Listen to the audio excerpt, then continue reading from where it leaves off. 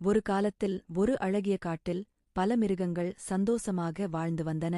மலையிலிருந்து கீழே வருகின்ற அருவி தண்ணீரையும் குடித்து புற்களை சாப்பிட்டும் மிகவும் சந்தோஷமாக வாழ்ந்தன.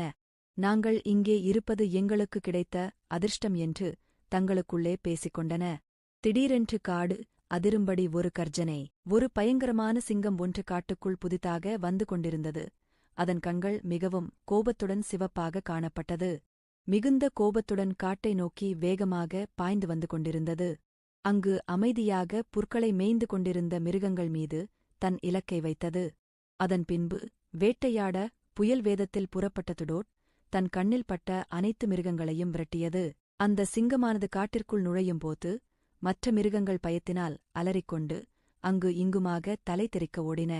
சில மிருகங்கள் தனக்கு தெரியாத பாதையில் என்று பார்க்காமல் தன் கண்ணில் பட்ட இடங்களில் தப்பித்து ஓடின. பறவைகள் கூட்டம் கூட்டமாக பறந்தன. தன் தாயை விட்டு விளையாட சென்ற கன்றுக்குட்டிகள் அதன் அம்மாவிடம் சென்று தஞ்சம் புகுந்தன. கடைசியில் வேறு வழி இல்லாமல் எல்லா மிருகங்களும் பொதுக்கூட்டம் நடத்தின. அங்கே தங்கள் பயங்களையும் தங்கள் கஷ்டங்களையும் கூட்டத்தில் பகிர்ந்து கொண்டன. மற்றும் மிருகங்களுடன் கூட்டத்திற்கு யானை தலைமை தாங்கியது. எல்லாவற்றையும் கேட்ட யானை ஒரு யோசனை முன்வைத்தது. தினமும் சிங்கத்திற்கு சென்று உணவாகலாம் என்று ஒரு முடிவு எடுத்து தினமும் ஒருவராக சென்று சிங்கத்திற்கு உணவாகினார்கள். சிங்கமும் தனக்கு இருந்த ஒரு இடத்தில் உணவு கிடைப்பதால் அமைதியாக இருந்தது. இப்படியே காலம் மெதுவாக ஓடியது. அன்று ஒரு முயலின் முறை வந்தது. அந்த முயல் மிகவும் சோகத்துடனும் ஆழ்ந்த கவலையுடனும் காட்டில் நடந்து சென்று கொண்டிருந்தது. நான் சிங்கத்தின் கையிலா கொடூரமாக இறந்து போக வேண்டும்.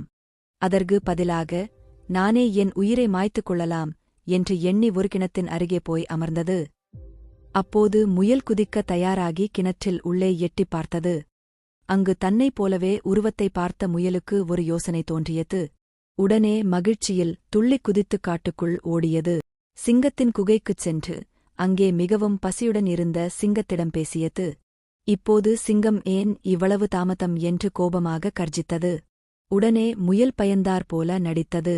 நான் உங்களுக்காக உணவாக வரும்போது வழியில் உங்களை விட பெரிய ஒரு ராஜா என்னை மறைத்துவிட்டார். வாருங்கள், உங்களை நான் அவரிடம் அழைத்துச் செல்கின்றேன் என்று முயல் அழைத்துச் சென்றது. சிங்கமும் கோபமாக புறப்பட்டது. முயல் ஆனது ஒரு பெரிய ஆழமான கிணற்றைக் கூட்டிச் சென்று காட்டி இங்குதான் இருக்கிறார் என்று கூறியது. சிங்கமும் சற்றும் யோசிக்காமல் தன் நிழலை பார்த்து தண்ணீருக்குள் குதித்து மூழ்கி தன்னுயிரை விட்டது. சிங்கம் இறந்த செய்தி கேட்டு மற்ற மிருகங்கள் மிகவும் சந்தோஷமாக தன் பழைய வாழ்க்கையை வாழ ஆரம்பித்தன.